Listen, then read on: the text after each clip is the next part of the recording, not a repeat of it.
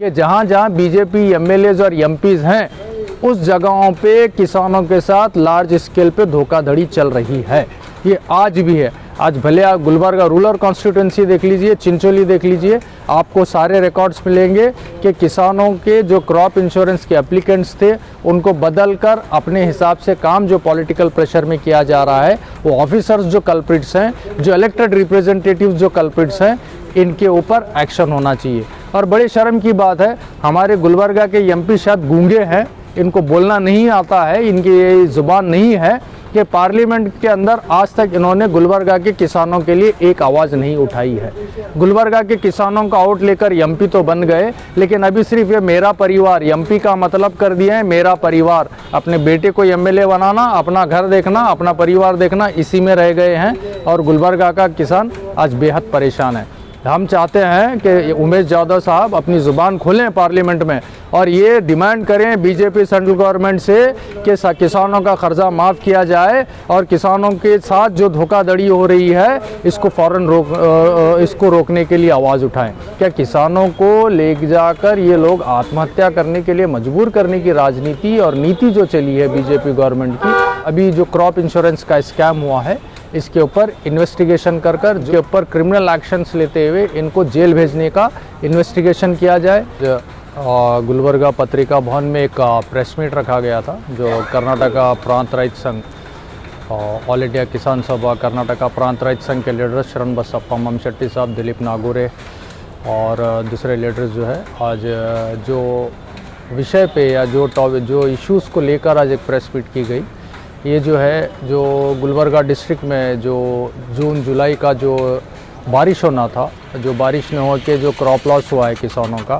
इसके लिए इसको यहाँ पे ड्रॉट डिक्लेयर करने का जो डिमांड लगातार जो जून जुलाई से जो कर्नाटका प्रांत संघ लेके इसके खिलाफ डिमांड को लेकर धरने प्रदर्शन करते हुए चल रहा है, जो मूवमेंट चलाया हुआ है वो डिमांड को लेके, और साथ ही साथ जो है अभी जो प्रधानमंत्री फसल बीमा योजना के तहत जो एक बड़ा एक स्कैम हुआ है जिसमें गुलबर्गा डिस्ट्रिक्ट के कई तालुकाज में जो अप्लीकेंट किसान हैं, जो किसान जो इंश्योरेंस से प्रीमियम भर चुके थे, जो अपने क्रॉप लॉस का इंश्योरेंस क्लेम करने के लिए एप्लीकेशंस डाले हुए थे, उनके नाम बदलकर दूसरों को वो जो कंपनसेशन दिया जा रहा है, क्रॉप लॉस का जो इंश्योरेंस दिया जा रहा है, वो जो स्कैम हुआ है इसके तहत इसके ऊपर इन्वेस्टिगेशन का डिमांड करते हुए, और साथ ही साथ जो है किसानों का जो कर्जा माफ़ी का एक डिमांड है, लॉन्ग टाइम से जो एक इशू चला हुआ है। देखिए, पिछली बार जो सेंट्रल गवर्नमेंट ने किसानों का कर्जा माफ़ किया था वो इट वाज इन 2008 में, जो कि उस वक्त की यूपीए गवर्नमेंट जो मनमोहन सिंह साहब प्रधानमंत्री थे, जो लेफ़्ट पार्टीज़ के साथ अलाइंस में, जो रीजनल पार्टीज़ के साथ अलाइंस में जो यूपीए गवर्नमेंट थी, जिसने 70,000 करोड़ का किसानों का कर्जा माफ़ किया था। उसके बाद आज तक कोई सेंट्रल गवर्नमेंट ने एक नया पैसा भी किसानों का कर्जा माफ़ी नहीं किया। ये बड़े शर्म की बात है। किसानों का वोट लेने के लिए तो बड़े शौक़ से आती है बीजेपी, लेकिन किसानों का कर्जा माफ़ करने के लिए तैयार नहीं।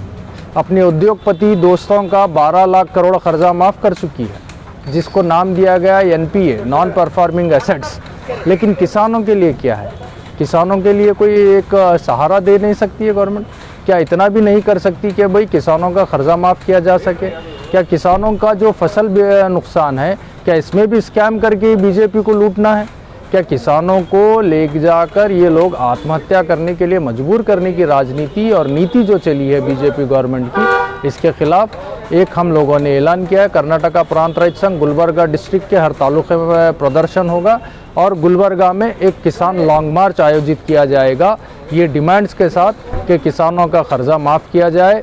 और जो है जो किसानों का जो फसल जो बारिश नहीं होने से जो ड्रॉट डिक्लेयर करने का जो डिमांड है, ये डिमांड लेकर, और साथ ही साथ जो है जो अभी जो क्रॉप इंश्योरेंस का स्कैम हुआ है इसके ऊपर इन्वेस्टिगेशन कर जो तहसीलदार, डिप्टी तहसीलदार या और बोलिए जो तलाटी है, आरआई है, जो कोई इन्वॉल्व है, इनके ऊपर क्रिमिनल एक्शंस लेते हुए इनको जेल भेजने का इन्वेस्टिगेशन किया जाए। क्योंकि किसानों के साथ इतनी बड़ी लेवल पे धोखाधड़ी जो तरीके से हो रही है, और ख़ास करके मुझे कहने में कोई ये नहीं है कि जहाँ जहाँ बीजेपी एमएलएज और एमपीज़ हैं उस जगहों पे किसानों के साथ लार्ज स्केल पे धोखाधड़ी चल रही है। ये आज भी है। आज भले आप गुलबर्गा रूरल कॉन्स्टिट्यूंसी देख लीजिए, चिंचोली देख लीजिए, आपको सारे रिकॉर्ड्स मिलेंगे कि किसानों के जो क्रॉप इंश्योरेंस के एप्लीकेंट्स थे उनको बदल कर अपने हिसाब से काम जो पॉलिटिकल प्रेशर में किया जा रहा है, वो ऑफिसर्स जो कल्प्रिट्स हैं, जो इलेक्टेड रिप्रेजेंटेटिव्स जो कल्प्रिट्स हैं, इनके ऊपर एक्शन होना चाहिए। और बड़ी शर्म की बात है, हमारे गुलबर्गा के एमपी शायद गूंगे हैं, इनको बोलना नहीं आता है, इनकी ये ज़ुबान नहीं है कि पार्लियामेंट के अंदर आज तक इन्होंने गुलबर्गा के किसानों के लिए एक आवाज़ नहीं उठाई है। गुलबर्गा के किसानों का आउट लेकर एमपी तो बन गए, लेकिन अभी सिर्फ ये मेरा परिवार एमपी का मतलब कर दिया है। मेरा परिवार, अपने बेटे को एमएलए बनाना, अपना घर देखना, अपना परिवार देखना, इसी में रह गए हैं और गुलबर्गा का किसान आज बेहद परेशान है। हम चाहते हैं कि उमेश यादव साहब अपनी ज़ुबान खोलें पार्लियामेंट में और ये डिमांड करें बीजेपी सेंट्रल गवर्नमेंट से कि किसानों का कर्जा माफ़ किया जाए और किसानों के साथ जो धोखाधड़ी हो रही है इसको फ़ौरन इसको रोकने के लिए आवाज़ उठाएं। अगर नहीं होता है तो ये एमपी साहब कान खोल के सुन लें, इस बार आने वाले इलेक्शन में पिछली बार जो देखे थे नतीजा उसका पूरा उलट कर 1 लाख नहीं बल्कि 2 लाख वोटों से फिर गुलबर्गा के किसान इनको इलेक्शन हराएंगे यहाँ से। Thank you.